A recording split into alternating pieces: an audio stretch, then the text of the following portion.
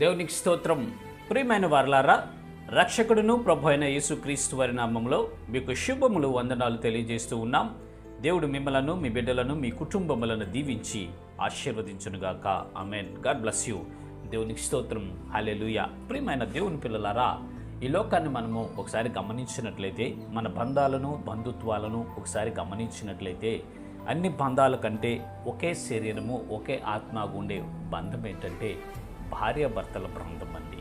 ఈ భార్యాభర్తల అనుబంధం అనేది చాలా స్థిరమైనది. అది దేవుడే ఏర్పాటు చేసినటువంటిది. వారిద్దరూ రెండు శరీరాలుగా కాక ఏక శరీరంగా ఉంటారు అని పరిశుద్ధ లేఖనాలు సెలవిస్తున్నాయండి.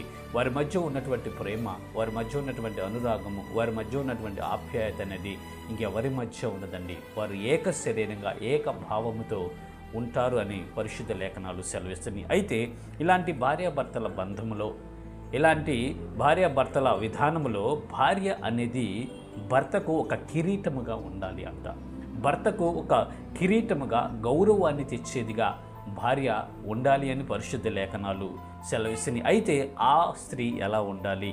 ఆ స్త్రీ ఎలా ఉంటే తన భార్యకు, తన భర్తకు కిరీటాన్ని తీసుకొస్తుంది? ఆ భార్య, ఆ స్త్రీ ఎలా ఉంటే, ఎలా ప్రవర్తిస్తే, ఎలాంటి సర్టిఫికేషన్ ఆమెకు ఉంటే తన భర్త గౌరవాన్ని కాపాడుతుంది అని మనం ఒకసారి ఆలోచించినట్లయితే పరిశుద్ధ లేఖనాలు ఈ రీతిగా సెలవిస్తుంది. చూద్దాము లేఖన భాగము. సామెతల గ్రంథము 12వ అధ్యాయము 4వ వచనము.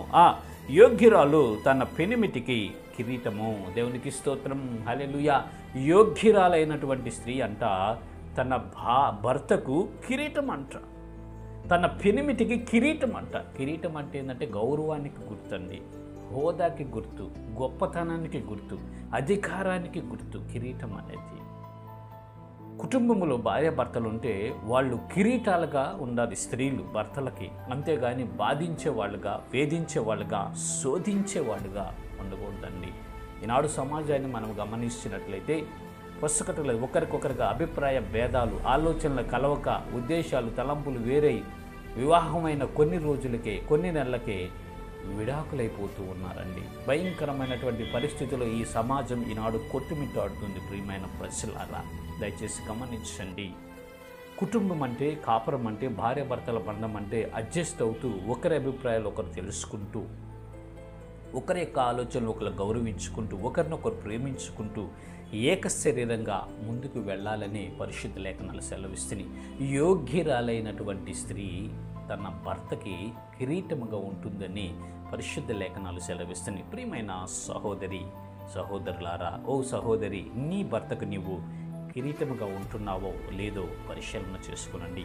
నిన్ను బట్టి, నీ ప్రవర్తనను బట్టి, నీ మాటలను బట్టి, నీ యొక్క క్రియలను బట్టి నీ భర్తకు గౌరవం కలుగుతుంది, నీ భర్తకు ఘనత కలుగుతుంది, నీ భర్తకు హోదా కలుగుతుంది, కిరీటంగా మార్చబడుతుంది. కాబట్టి నీ ప్రవర్తనను జాగ్రత్తగా కాపాడుకొని నీ భర్తకు కిరీటాన్ని, గౌరవాన్ని ఇచ్చేదానిలాగా నువ్వు మార్చబడాలి. స్త్రీలారా, దయచేసి గమనించండి. యోగ్యులైనటువంటి, యోగ్యురాలుగా మీరు మార్చబడి మీ భర్తలకు కిరీటంగా మీరుండి సమాజంలోను, కుటుంబంలోను అన్ని చోట్ల గౌరవాన్ని తెచ్చే విధంగా మీరు ఉండినట్లయితే మీ కుటుంబాలు ఆశీర్వదించబడతాయి, దీవించబడతాయి. మీ బిడ్డలు వర్ధిల్లింపులోకి వచ్చి అనేకులకు ప్రయోజనకరంగా మార్చబడతారు. ఇటు కృప మన కుటుంబాలన్నిటికీ కలుగును గాక. ఆమేన్. దేవునికి స్తోత్రం. హల్లెలూయా. Praise the lord.